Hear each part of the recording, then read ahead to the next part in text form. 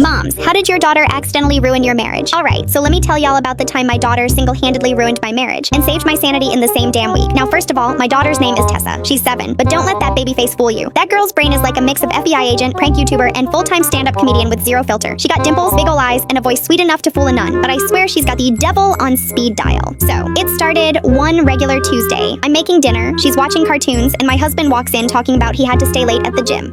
Red flag number 1. But I ain't say nothing. Just smiled and stirred my spaghetti like I ain't smell the cologne that ain't mine. Tessa, though, she don't miss a thing. She looks at him, tilts her head, and says, "Why do you smell like Vanessa's car?" The spoon nearly flew out my hand. He freezes mid-step. "What?" She shrugs, all innocent. "You smelled like that the day I left my hoodie in her back seat, remember? When you dropped me off at gymnastics, and you said we couldn't go inside her house because it was messy, but I saw the wine glasses." My man turned white, like printer paper white. I blinked real slow, took a sip of my Pepsi, and said, "Go on, Tessa. What kind of wine glasses?" She's like, "The tall fancy ones," and a candle that said Midnight Romance, and it was lit even though nobody was home. Y'all, I had to bite the inside of my cheek not to laugh. She said it so matter-of-fact, like she was reporting a crime to the police. Meanwhile, my husband's over there sweating like he just ran a marathon through hell. So later that night, I'm laying in bed thinking, did my 7-year-old really just blow up a whole affair without even trying? Yes, she did, but it gets worse. Or better. Depends how you look at it. Next day, she goes to school and decides it's truth day. Not show and tell, not pajama day, truth day. She tells her teacher, "My daddy's been lying to mommy and smells like Vanessa's car." The teacher sends me an email with a subject line, "Concern regarding Tessa's family comments." Girl, you think? By Friday, Tessa is on a roll. I pick her up from school and she goes, "Mommy, do grown-ups